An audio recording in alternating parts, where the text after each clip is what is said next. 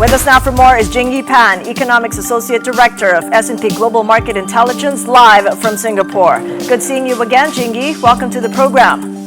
Good morning, Katie, and thanks for having me. All right, so it's a rare contraction below 50. That is a contraction in manufacturing. To what would you attribute the reading? Well, Katie, as you mentioned, the number itself is definitely quite a subdued reading, the lowest in over 4 years since August 2021. And to a large extent, while the number does look weak, and both manufacturing production and new orders are also at the lowest in over 4 years, we do see this as a temporary reflection of the impact coming through, especially from the typhoons. As we delve into the comments coming through from manufacturers, from whom we collect the survey responses, it does appear that the back-to-back typhoon that has hit in November has actually really been quite impactful for the Philippines. So in that extent, I think what we see is that reflection coming through from that disruption overall that's actually hit demand, kind of slowed the kind of operations within the Philippines.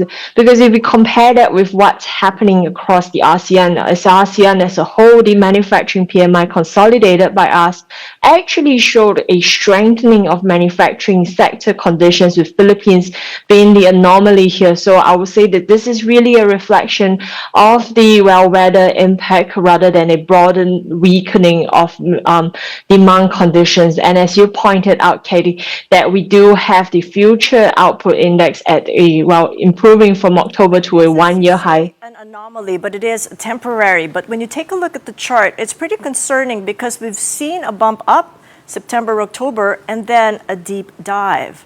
So to what extent might it take time before we recover, considering that we're already within COVID levels?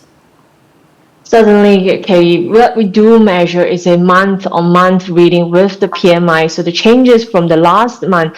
And I would say that the disruption certainly has come true from the typhoon, which is why I largely pin the latest slowdown to what's happening with the weather rather than a broadening weakness of manufacturing conditions, as I pointed out, what we do not see across the region.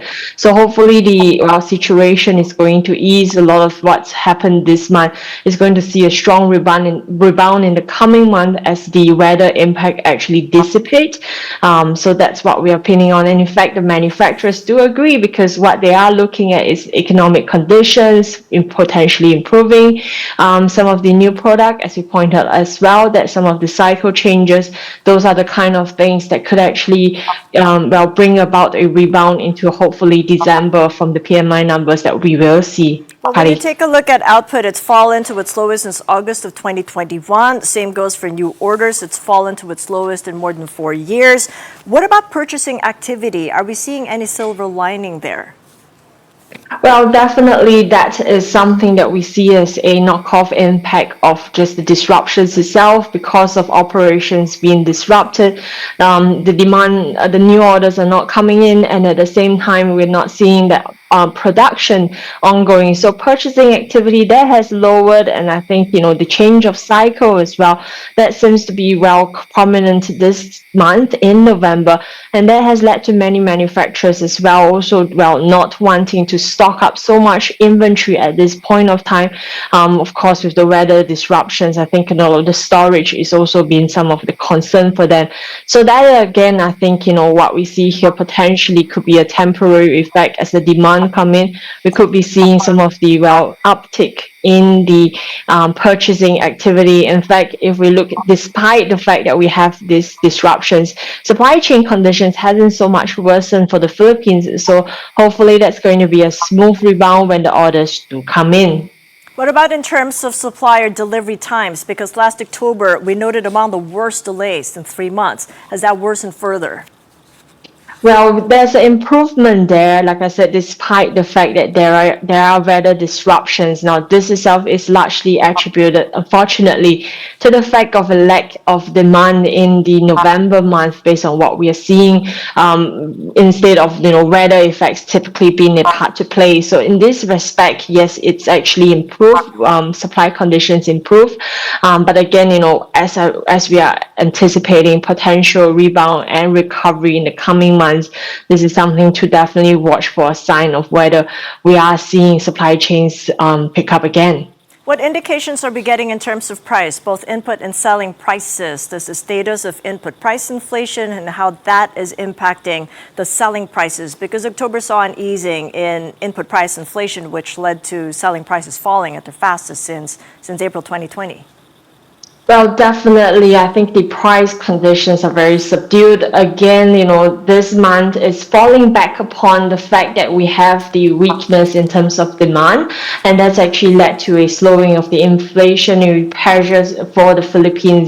I would say that altogether, though, this is, in taking a big macro picture view, this is actually pretty positive from the fact that given that we are seeing some of this weakness coming through, what could be lending strength to growth in the Philippines is actually potential rate cuts coming through. We're seeing potentially one more by the end of this year and two more just in the first half of next year.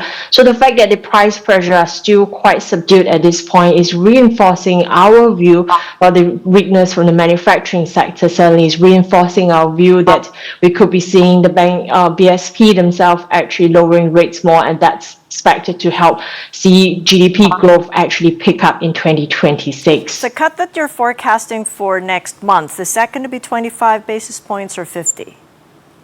Well, we are seeing more gradual rate cut at this point still, so on the lower end, but of course two more in the next year itself. So I think definitely that's going to be 325 basis cut by the mid of next year. So hopefully that's what we are going to see as well, and that's bringing our forecast. Or definitely we had recently lowered our forecast for 2025 due to what we have seen so far, including the PMIs. That's bring down to our 4.8% for 2025. But for next year, we are predicting a stronger 5.4% growth. So hopefully that will actually materialize for the Philippines. Employment, any silver linings heading into the Christmas season? Because October's job creation was already hovering at a 3-month high. Definitely. So on the employment side, I think the conditions also a little bit subdued. Again, this month is all very demand driven. So without the a bit of a lack of new orders, there haven't so much spurred employment. But I think it's also important to point out that the typhoon effects potentially have hindered some of the hiring activities or job seeking activity that would have usually gone on at this time.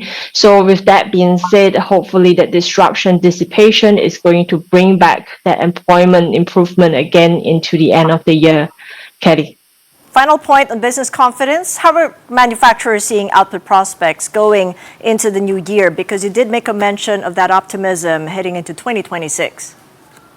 Definitely. So let's end this on a good note. We did see the future output index, which is what we measure a manufacturer's expectation regarding production in the next 12 months. And that has actually risen to the highest in a year. So while you have something on the output side, the current output side, that's lowest reading since the pandemic, the future output is really strong from a historical perspective. So this is suggesting to us that manufacturers themselves are looking at better growth conditions in, especially the coming few months itself.